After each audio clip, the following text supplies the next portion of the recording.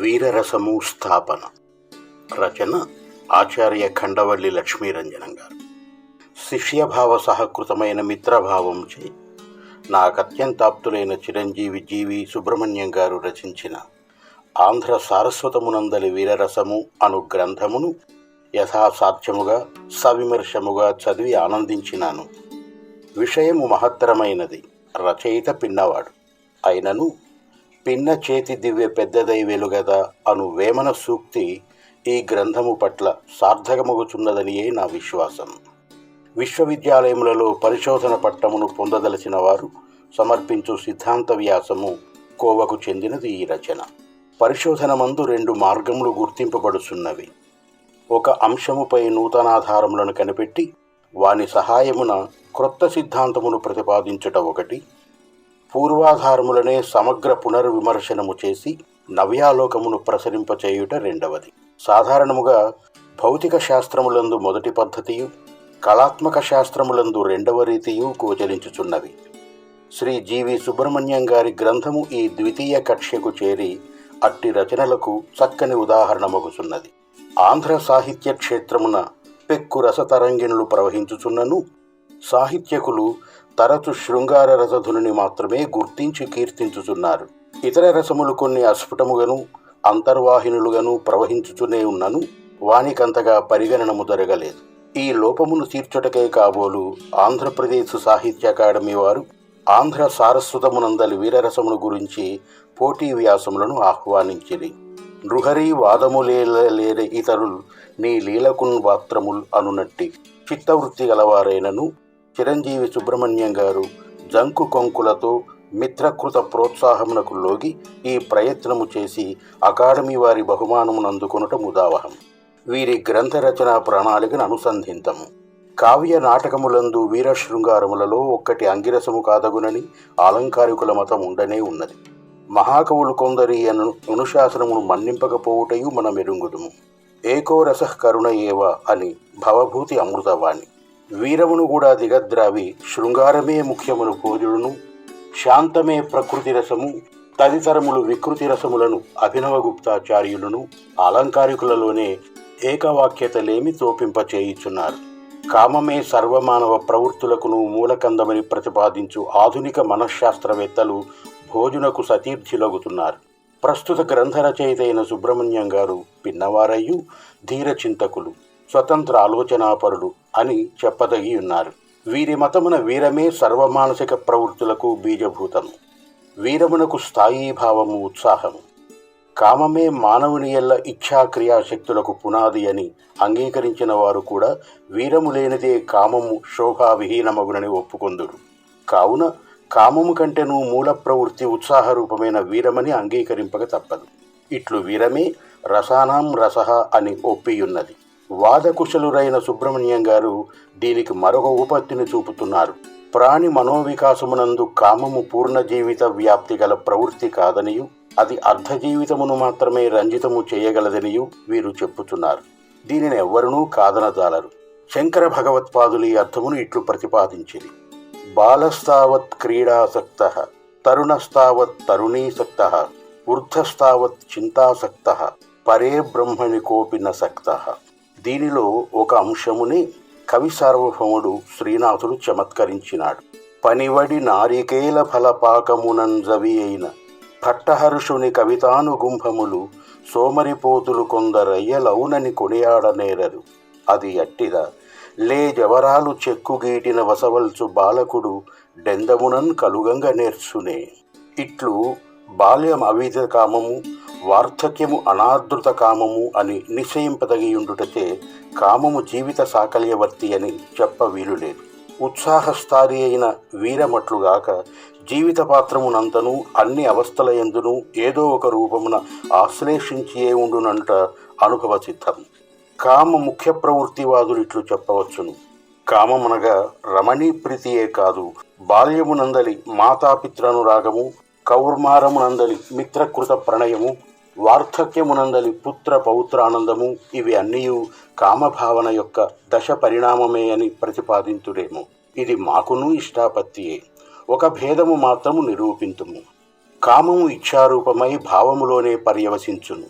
ఉత్సాహము జ్ఞానక్రియావృత్తులకు ప్రేరకమై ప్రాణిని క్రియాశీలము చేయుచున్నది. భావము కంటే క్రియాశీలత్వము జీవన సాఫల్యమునకు సన్నిహిత ప్రవృత్తి అయి ప్రత్యక్షోపకారమగుచున్నది. దానికి మూలమైనది ఉత్సాహము. ఉత్సాహ పరిణామమైన వీరరసము రసమూర్ధన్యమునుట హేతుబద్ధముగా ఉన్నది. క్రియావృత్తి శ్రేష్ఠతమని శ్రీకృష్ణదేవరాయలిట్లు వాక్కుర్చిరి. ఆటల సక్తుడు బాలుడు, బోటుల సక్తుండు వయసు పురుషుడు, వృద్ధున్ కాటపు చింతాసక్తుడు, పాటింపడు కోటికొకడు బ్రహ్మాసక్తిన్. అనువాదము బ్రహ్మశ్రీ వేమూరి సీతారామశాస్త్రి గారు. అలసతబరున్న మనుజుండు కలియుగంబు, ద్వాపరంబెన్న కూర్చున్నవాడు, త్రేత యుద్ధితుండు యాయి మరి కృతయుగమటన్న, సముచిత మనోశక్తి బ్రాహ్మణమున వినమే. ఉత్కటోత్సాహము వీరరసమగునని చెప్పనైనది. అయినచో ఎట్టి ఉత్సాహము, దారులు కాచి పాంధులను దోచుకును పాటచ్చరణి ఉత్సాహం కూడా క్రియాశీలతయే కదా. ఇట్టి శంకను శ్రీ సుబ్రహ్మణ్యం గారు మెలకువతో పరిహరించినారు. ధర్మబద్ధమైన ఉత్సాహమే వీరరస పర్యవసాయి అగుచున్నదని వారు వాకునుట యుక్తముగాయున్నది. గ్రంథ ప్రణాళిక. రసాభ్యుదయమును మొదటి భాగమునందు వీరు రసస్వరూపమును, విభావాదుల లక్షణములను, రస నిష్పత్తి క్రమమును, రసము యొక్క అలౌకిత్వమును ప్రాచీన అలంకారికుల మతముననుసరించి సుస్పష్టము చేసిది. కావ్యానందము బ్రహ్మానందము సబ్రహ్మచారి అని చెప్పుదురు. ఇది బ్రహ్మానందముతో ఎట్లు భేదించుచున్నదో వీరు చక్కగా నిరూపించిరి. కావ్యానందము ఇచ్ఛా క్రియాత్మక వృత్తులనదగిన మనస్సు యొక్క జ్ఞాన వృత్తిచే అనుభవింపబడును. బ్రహ్మానందము మనస్సంబంధము లేని బుద్ధితో అనుభవింపబడును. ఏవం విధ చర్చలందు గ్రంథకర్త సోదరులను నిశిత విమర్శకులను అగు శ్రీ బిరుదు వెంకటశేషయ్య గారి కావ్యకళాతత్వ ప్రకాశిక నుండి కాంతిపురమును బడసిరి. శ్రీ శేషయ్య గారి గ్రంథం అముద్రితము. ఇది ప్రకటింపబడుట సాహిత్యోపాసకులకు పరమామోద సంధాయకము కాగలదు. వీరరస ప్రాశస్త్యమును స్థాపించి ఉత్సాహముకు తల్లివేరు నుంచి పుట్టిన విస్తృత మూల సంపత్తిని గ్రంథరచయిత నిరూపించను. వీరరస వికాస చరిత్రలో ఉత్తరోత్తరాభివృద్ధిని సూచించును. అథ వీరో నామోత్తమ ప్రకృతిరుత్సాహాత్మక అని భరతాచార్యుడు వీరరసమునందు అతడు 3 శాఖలను గుర్తించను. దానవీరము, ధర్మవీరము, యుద్ధవీరము. సాధారణముగా అతడు అన్ని రసములను త్రిధా విభక్తముగానే భావించను. శృంగారము వాంగ్నేపథ్య క్రియాత్మకమై త్రివిధము. అంగనేపథ్య వాక్యములచే హాస్య రౌద్రములను త్రివిధము. కరుణము ధర్మోపఘాత చైతమను, అర్ధాపచయోద్భవమనియు, శోకజమనియు త్రివిధము. ధనుంజయుడు కూడా వీరరసమును మువ్విధములుగా దర్శించను. భరతుని ధర్మవీర స్థానమున అతడు దయావీరమును పఠించెను. విద్యానాథాదులు ధర్మవీరమును కూడా కలుపుకొని వీరరసము చతుర్విధమని నిర్వచించేది. రసగంగాధరుడుపై 4ంటికి సత్యవీరము, పాండిత్యవీరము, క్షమావీరము, బలవీరము అను విభాగ చతుష్టయమును చేర్చి వీరరసమును అష్టమూర్తిగా ఉనర్చెను. అచ్యుతరాయలను ఆలంకారికుడు దీనితో తృప్తిపడక వీరరసమునందు 21 భేదములను పాటించి తన మేధాశక్తిని ప్రదర్శించెను. ఈతరన్ని వీరరస భేదములను ఎట్లు కలిగింపగలనని ప్రశ్న జనించును. దీనికి సమాధానం ఇది.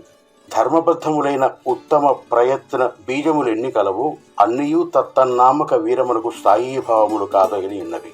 నిపుణుడైన అలంకారికుడు సాహిత్యమునందు వానిని గుర్తించి పాఠకునకు ప్రస్తరించి చూపును. ఇవన్నీయూ రసస్థాయినందుకొనగలవా, భావదశను మించి సుధీరము అర్రులు సాచగలవా అను అంశముపై కొంత అభిప్రాయ భేదముండిన ఉండవచ్చు. శ్రీ సుబ్రహ్మణ్యం గారు వీరి అన్నిటినీ సంస్కృతాంధ్ర సాహిత్యముల నుండి అంగీకారయోగ్యములైన ఉదాహరణలను ప్రదర్శించి తమ విస్తృత సాహిత్య పరిచయమును నిరూపించుకొనినారు. అచ్యుతరాయలు కనుగొన్న 21 శాఖలకు బుద్ధిమంతుడైన సుబ్రహ్మణ్యం గారు మరి 3ంటినే చేర్చగలిగిరి. అవి స్వాతంత్ర్య వీరము, యశోవీరము, మానవీరము. మధ్యయుగమునందు ముసల్మానులతో రాజపుత్రులు మున్నగు వారికి జరిగిన యుద్ధమునందు స్వాతంత్ర్య వీరమును, ఫ్రెంచి వారితో బొబ్బిలి వీరులకు జరిగిన అసమయుద్ధమునందు మానవీరమును చూచుతున్నారు. ఇవి యుద్ధవీరమునందు సంగమించునని కావా అని కొండొక శంక కలుగుతున్నది. ఈ విధముగా శోకోద్దిష్టములైన వీరరస భేదములను 24గా పరిగణించుడగాంచి వింత పదనక్కరలేదు. ఆలంకారికుల సంఖ్యయు ఇట్లే పెరిగినది.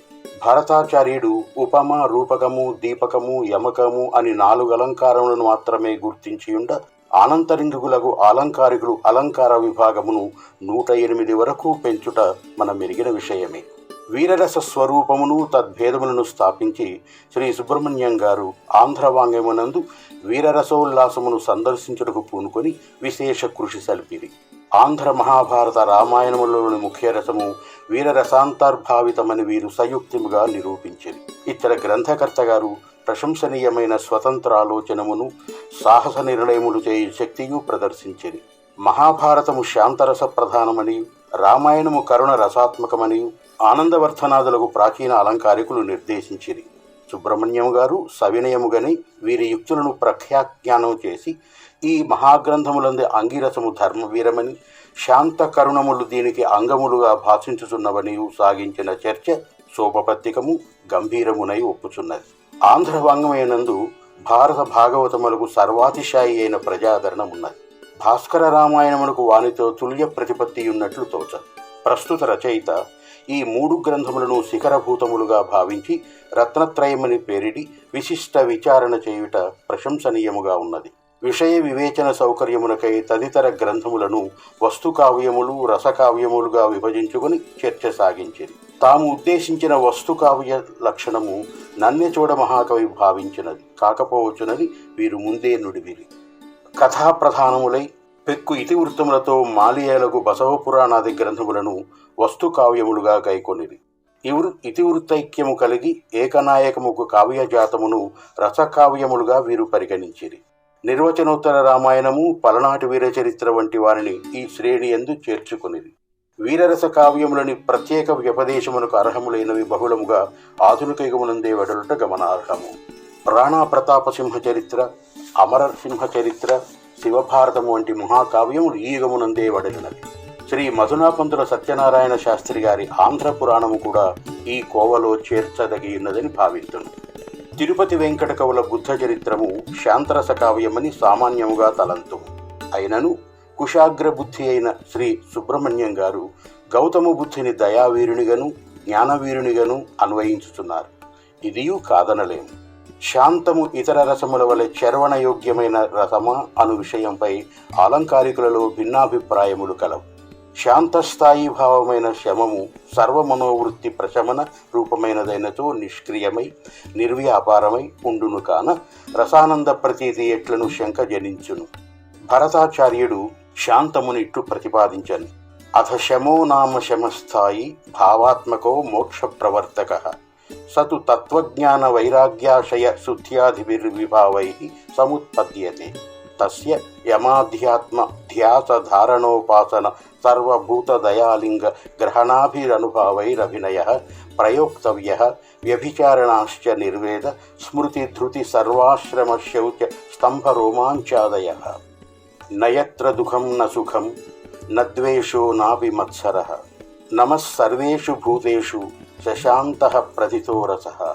సిద్ధార్థుడు జ్ఞాన సాధన దశయందు శమ లక్షణములన్నింటిని అందియున్నను బుద్ధుడైన తర్వాత మహార్ణవమును బాహువులతో తరించి విశ్రాంతి గైకొను ధీర నావికుని వలె ప్రవృత్తి రూపమైన ఆనందమునకే ధామమగుచున్నాడు.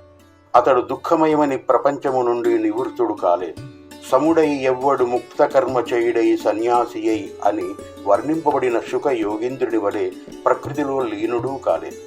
బుద్ధుని యందు అతని సహజ గుణములైన దయయు అహింసయు సముజ్వలములైన అపర జీవితమును సంధ్యారాగ మంజులము చేసినవి.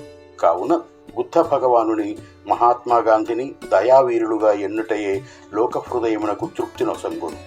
సంపూర్ణ కావ్యములందు వీరరస వివేచనము చేయుటతో చాలింపక శ్రీ సుబ్రహ్మణ్యం గారు ఆంధ్ర లఘు కావ్యములందు ముక్తకములందు నవలలు నాటకములు మున్నగు బహుళ సాహిత్య ప్రక్రియలందు వీరరస ఘట్టములను అనుసంధించుతూ తమ రస నౌకను విహరింపచేసినారు. ఈ గ్రంథములు ఆమూలాగ్రముగా చదివిన తర్వాత ఆంధ్ర వాంగ్మయము శృంగార ప్రధానమగు భావము తొందరపాటు చేయగలిగినది కానీ వాస్తవము కాదని నిరూపితమగు. శ్రీ సుబ్రహ్మణ్యము గారి బహుమూల గ్రంథ పరిశోధనము యుక్తియుక్తమైన విషయ విస్తరణము అలంకృతమయ్యు ప్రసన్నత కోల్పోవుని శైలియు వీరి రచనకు వన్నెపట్టుచున్నది. వీరందుండు ప్రకటించిన అన్ని అభిప్రాయములతోనూ అందరము ఏకీభవింపకపోవచ్చును. నా మట్టుకు నాకు మను చరిత్రమునందరి ప్రవరుని వృత్తాంతము త్యాగవీరమునకు ఉదాహరణముగా గైకొనుటయు అహింసా వీరమునకు జనమేజయుడు విభావమునుటయు సంతృప్తినీయలేదు. లోకోహ భిన్న రుచి. చిన్న వయస్సుననే గహనమగు అలంకార మార్గమున చక్కని బాటలు వేసుకునుచూ పోయి రసధునీకూలమును చేరి నదీ జలము చిరు అలల గలగలను కలరుచు సముచిత యశోమలయ పవనముల పదములను వినయ వినమ్రిత ముఖముతో అందుకొనుచు మూర్తిభవించిన తృప్తివలె గోచరించు చిరంజీవి సుబ్రహ్మణ్యము నా మనస్సునందును వాస్తవిక జీవితమునందును చిరకాలము అట్లే వర్తిల్లుగాక. ఇట్టి ఉత్తమ గ్రంథ రచనకు దోహదము సంగిన ఆంధ్ర సాహిత్య అకాడమీ వారిని అభినందింతును.